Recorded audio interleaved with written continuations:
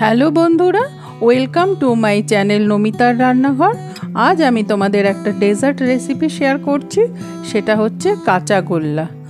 কাঁচা গোল্লা বানানোর জন্য যে সমস্ত ইনগ্রিডিয়েন্টসগুলো আমি ইউজ করেছি সেগুলো হচ্ছে, আমি নিয়েছি 1 লিটার প্যাকেট দুধ, নিয়েছি এখানে ভিনিগার আর জল 3 স্পুন ভিনিগারের সঙ্গে 1 স্পুন জল মিশিয়েছি, নিয়েছি চিনি, নিয়েছি কনডেন্স মিল্ক আর নিয়েছি গোলাপ জল। আমি দুধটা গরম বসিয়ে দিয়েছি। দুধটা গরম হয়ে যাওয়ার পর আমি এর মধ্যে ভিনিগার মেশানো জলটা, মানে জল মেশানো ভিনিগারটা দিয়েছি। আমি টোটাল 3 টেবিল স্পুন ভিনিগার মেশানো জল দিয়েছি ছানাটা কাটানোর জন্য।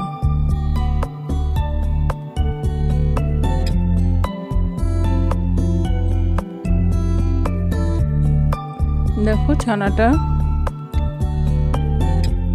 ভালো মতো কেটে গেছে।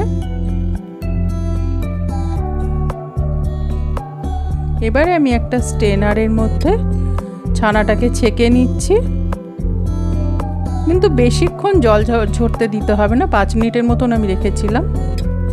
এবারে ছানাটাকে আমি একটা প্লেটের মধ্যে নিয়ে নিচ্ছি।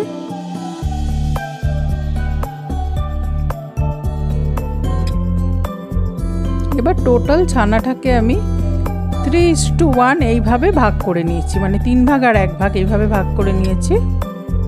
এবারে বেশি ভাগটা, মানে 3 ভাগটা আমি ভালো করে মেখে নেব। আমি এই 3 ভাগটা একটা আলাদা প্লেটে নিয়ে নেব,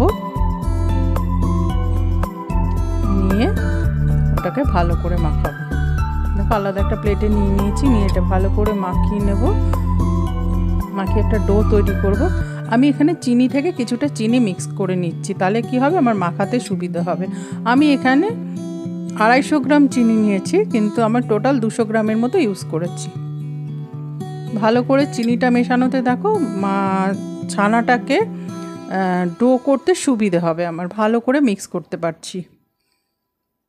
দেখো এখানে একটা ডো রেডি হয়ে গেছে। এবারে কড়াইয়ের মধ্যে আমি এই ডোটা দিয়ে দিলাম। এবারে এর মধ্যে দিচ্ছি আমি চিনি।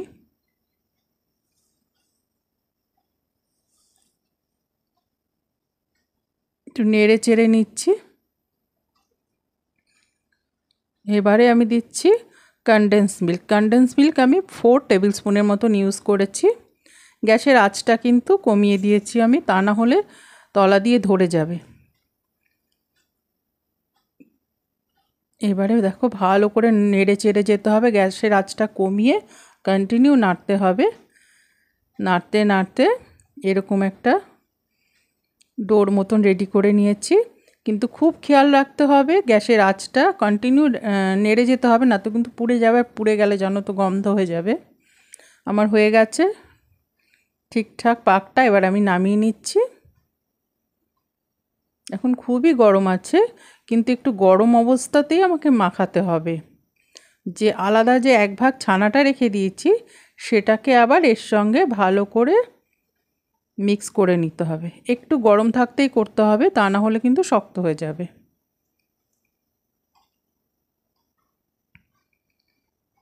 দেখো ভালো করে এই ছানাটা, কাঁচা যে ছানাটা, সেটাও মিশিয়ে নিচ্ছি। এবারে এর সঙ্গে আমি অ্যাড করছি 1 টেবিল স্পুনের মতন গোলাপ জল। এবার সব কিছু ভালো করে মাখাতে থাকবো। খুবই গরম, ওই জন্য অসুবিধে হচ্ছে। দেখো এরকম একটা ডো তৈরি করে নিয়েছি। যদি তোমাদের মনে হয় যে বেশি নরম লাগছে, তাহলে সেক্ষেত্রে কিন্তু তোমরা কয়েক স্পুন যে মিল্ক পাউডার মিল্ক, ওটা কিন্তু দিয়ে ডোটা তৈরি করতে পারো। আর যদি নর্মাল হয় তাহলে তো ঠিকই, কোনো ব্যাপার নেই। আমি দেখো এইভাবে কাঁচা গোল্লাগুলো সব তৈরি করে নিয়েছি। 1 লিটার দুধে আমার এতগুলো কাঁচা গোল্লা হয়েছে। খেতে খুবই টেস্টি হয়েছিল বন্ধুরা। তোমরা যদি করতে চাও আমার রেসিপিটা ফলো করতে পারো। আমার রেসিপিটা দেখো, লাইক করো, শেয়ার করো, আর আমার চ্যানেলটা সাবস্ক্রাইব করে আমার পাশে থেকো। তোমরা সবাই খুব ভালো থেকো।